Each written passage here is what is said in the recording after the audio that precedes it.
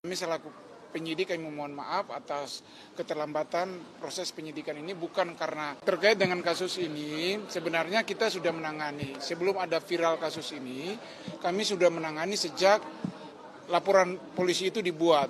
Kami sudah mengantar korban untuk fair. Selanjutnya kami melakukan pemeriksaan saksi pada tanggal 1 November. Saksi yang lain berikutnya dan terlapor juga sudah kami melakukan pemeriksaan sebelum kasus ini viral. Memang dalam penanganannya terkesan lama, kami mengakui itu karena standar operasional prosedur yang harus kita lalui dalam proses penyidikan itu sendiri. Yang kedua, memang ada saksi, karena ini tahapnya penyelidikan, maka yang kami mengundang para saksi itu undangan klarifikasi. Tidak ada alat penekan kita di situ. Jadi kesadaran dari para saksi untuk hadir. Kami selalu berkomunikasi dan memang para saksi itu agak ada keperluan-keperluan lain dan mengulur-ngulur waktu sehingga terjadi kelambatan dalam penanganan kasus ini. Kami selaku penyidik kami memohon maaf atas keterlambatan proses penyidikan ini, bukan karena keinginan kami, tapi ada juga hal-hal non teknis yang kami hadapi. Berikutnya kami juga sudah menyampaikan SP2HP.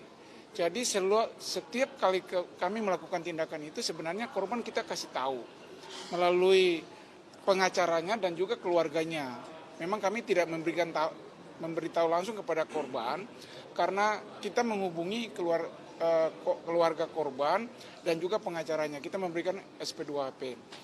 Itu yang mungkin kita dapat kami sampaikan. Selanjutnya saat ini kasus sudah di tahap penyidikan dan tersangka sudah ditahan. Selanjutnya langkah kami adalah menyelesaikan melengkapi berkas perkara dan kami berkoordinasi untuk dengan JPU untuk secepatnya kita mengirimkan berkas perkara. Itu Pak, tadi dalam RDP ada masukan dari Purnawirawan Polri, Pak Riwanto yang pernah menjabat sebagai Humas, pernah menjabat sebagai Kapolda. Masukannya adalah tadi kenapa terlalu lama? Bapak diusulkan bisa selesai sebenarnya 3-5 hari. Ini prosesnya lebih dari sebulan. Ya. Tanggapan Anda? Memang kalau kita melihat ending daripada kasus ini, kalau kasus ini viral dengan alat bukti yang ada itu cepat, bisa cepat.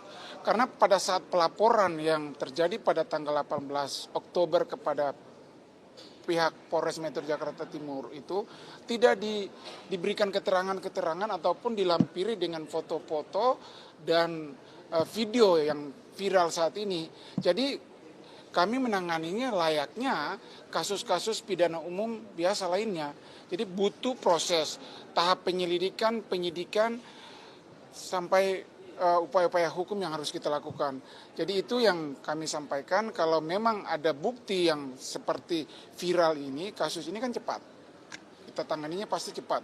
Karena awal mulanya itu tidak dilengkapi dengan bukti-bukti foto dan juga video yang sekarang viral itu. Pada saat laporan kan korban datang ke Polres Metro Jakarta Timur, korban sudah bersih, artinya lukanya sudah dibersihkan, sudah dipakai salep. Karena sebelum datang ke Polres laporan, si korban sudah diantar oleh ibu tersangka untuk ke klinik, berobat ke klinik. Jadi pada saat datang, korban kita lihat normal, memang ada bukti luka, dan selanjutnya kami mengantar korban untuk visum. Gitu. Jadi sekarang kami menunggu hasil visum, hasil fair dari ahli. Pak, tadi publik mengapresiasi Bapak minta maaf di dalam, tadi juga Bapak sampaikan kembali. Tapi apakah kemudian, Bapak mengakui tadi ada keterlambatan dari penyidik.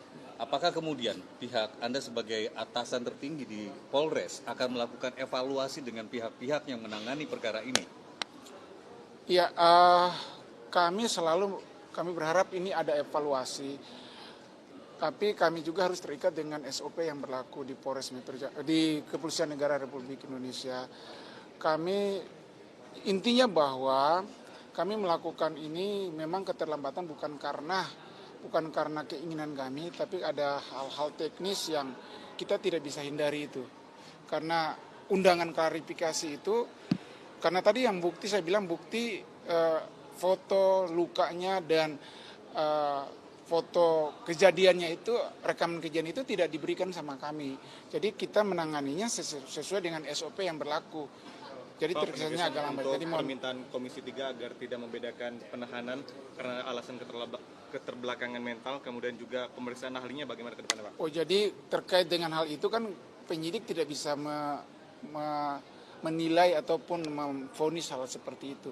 Yang menilai adalah hakim nanti. Kami pihak penyidik hanya memproses dan kami akan melakukan mengajukan ke ahli untuk melakukan pemeriksaan terkait dengan kondisi psikologis dan lain-lainnya terhadap si tersangka.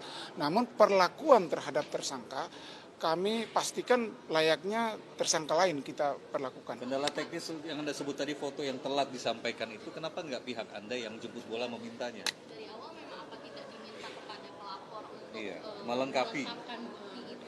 Kami kan dalam berita acara itu kan ada pertanyaan terakhir.